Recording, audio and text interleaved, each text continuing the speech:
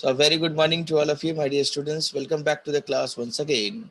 So we have discussed in the Mughal Empire, the last topic was the death of Aurangzeb.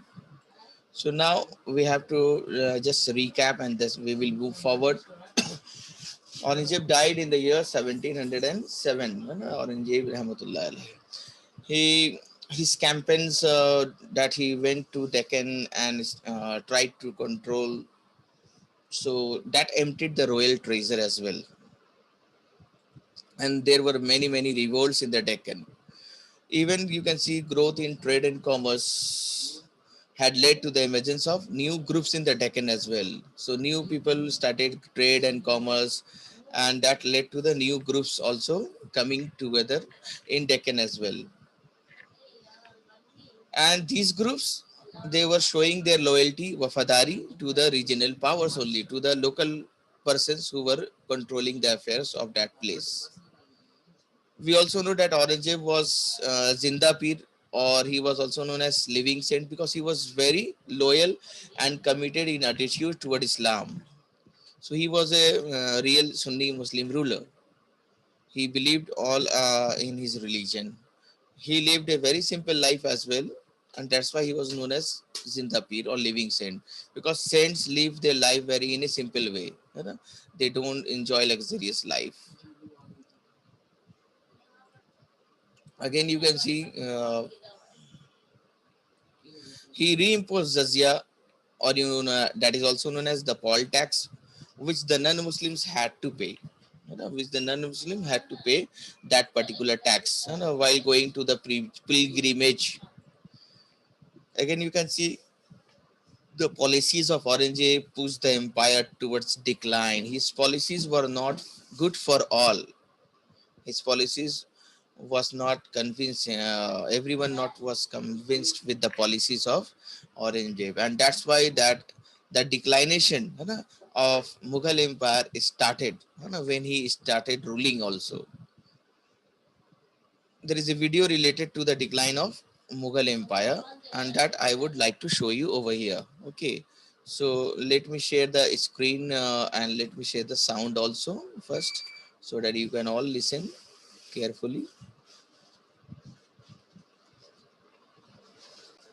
Yeah, I have shared computer sound, and let us begin with the video.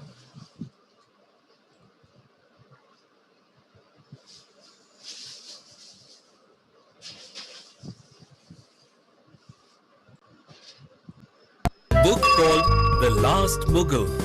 It's a famous book about the Mughal dynasty, written by William Dalrymple.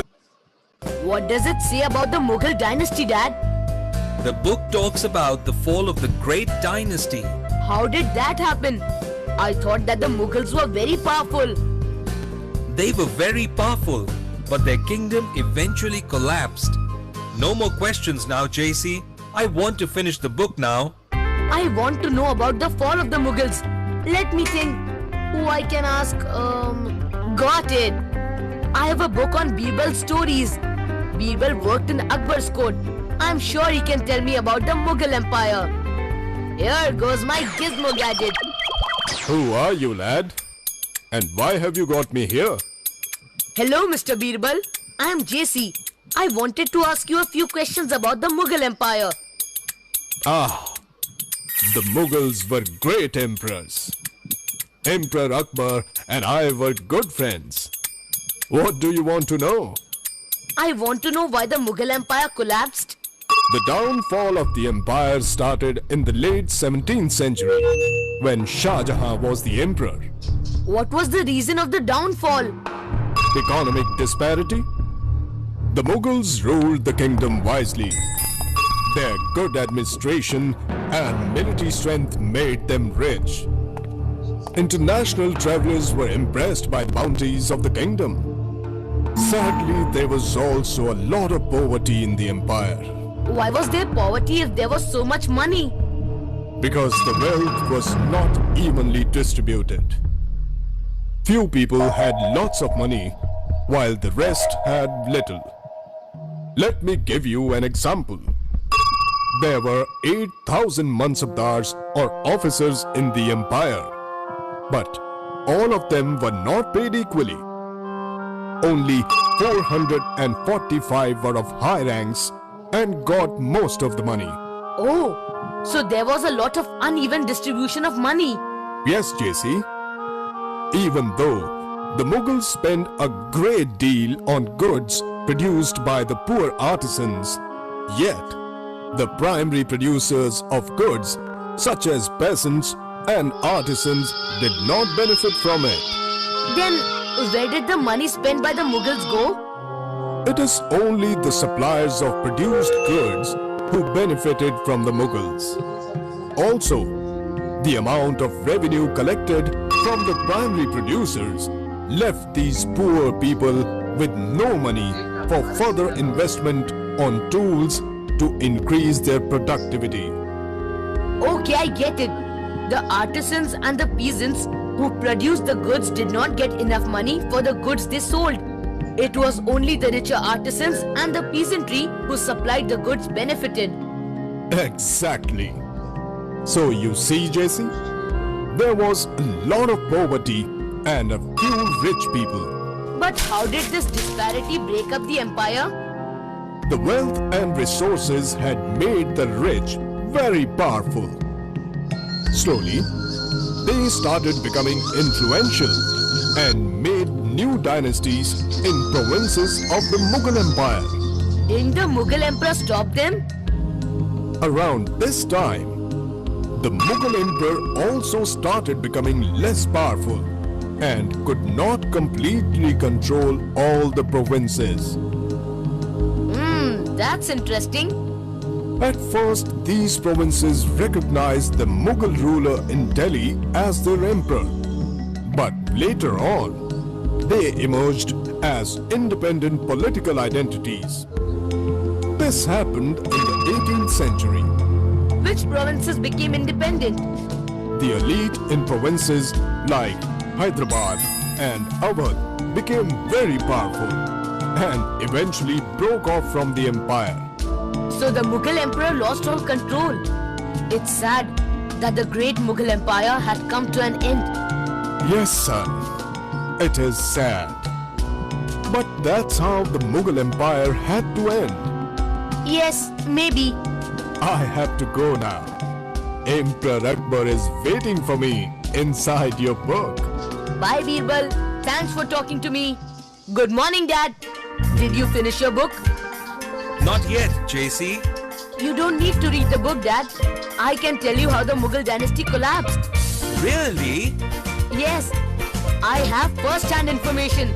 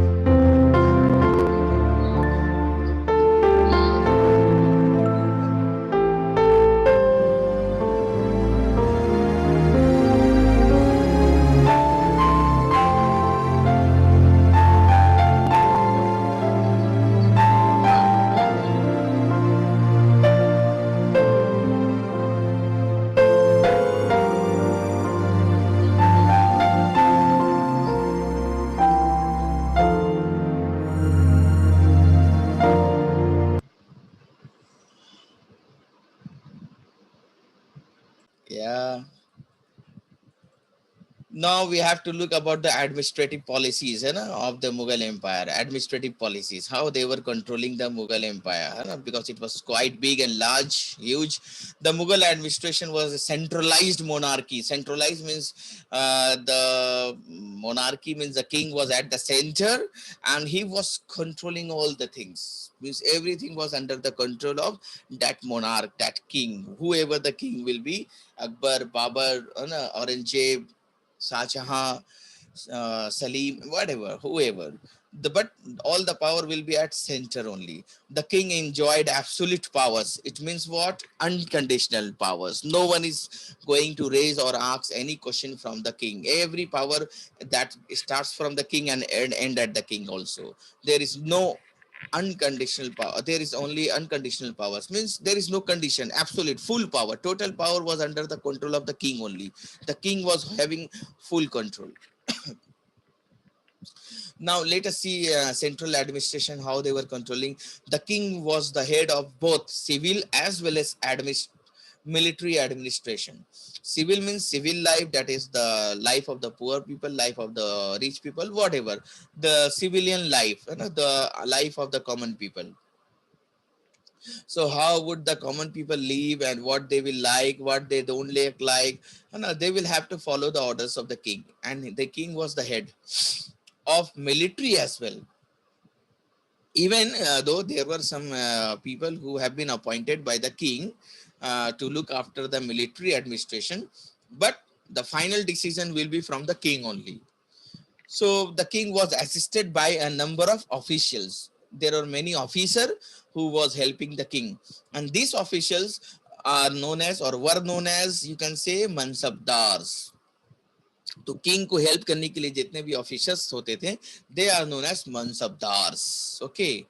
The Mir Bakhshi looked after the military administration. So Mir Bakshi is the name of the post, and that post is looking after the military administration. Means how will the military get salary, where will they attack, and how will they defend, and what they will eat, whatever, what will be the salary, how will they manage. All this is looked by Mir Bakshi. The wazir was the head of the revenue department, means income department, department which is earning a lot of money. And who is the head? Wazir is the head of the revenue department. And Sadr Sudur kept a record of grants and donations. Those who are paying donation to the kingdom, donation to the king, or whether the king is granting something to someone as a gift or as a gift of land. So that record was kept by Sadr Sudur. The Khane Sama looked after the needs of the royal household, means about all the needs of the royal family, and what the royal family needs, about the clothing, about the food that they will eat, and the cook who will be the cook, and who will cook what, and whatever the work will be done in the royal household, that is royal family. Suppose what the king will eat, what the king will like to eat. So all these are looked by. Even what the people, what are the requirement of the royal family, means the wife, the mother of the king, what they need, it will be guide or control, it will be deal with by Khane Sama. So these were the divisions, as you can see, my dear students. So we were looking at the administrative policies. Let us see provincial administration. Provincial means what? That is local or regional, that is state to state. You can say provincial administration. The empire was divided into 15 provinces called known as subas, or you can say state also. So the empire was divided into 15 provinces, and they are known as subas. So the subas will be guided or headed by someone, there will be someone who will become the head of the suba. So each suba was governed by a subadar, and each suba was divided into many districts. Like nowadays also our country is divided into state, and states are divided into districts. So likewise during Mughal Empire also there were 15 provinces, or you can say 15 states, and each suba or each state was known as subas, and each suba was governed by a subedar, and each suba was divided into many districts also, and each district is known again divided into parganas. Each suba was divided into districts, and each district was divided into parganas. So you can say division after division: suba, then districts, and then parganas. There was a division. And a number of villages made up one pargana. So number of villages make one pargana, number of pargana make one district, and number of districts are called as subas. And together they are known as subas. The officer in charge of the town was called as the kotwal. The town, such as Gaya is also a town, so the officer in charge of the town is known as the kotwal. The Kotwal perform both civil and police duties. है ना? He was performing. The Kotwal has to take care of the police duties that the police doing are nowadays, and even the civil helping the other people in their work also. He caught criminals. Kotwal used to caught the criminals, catch the criminals, and maintain law and order in his or her town. है ना? So Kotwal has a lot of duty you can see over here. Both civil and police duties. He will have to catch criminals and have to maintain law and order in his place.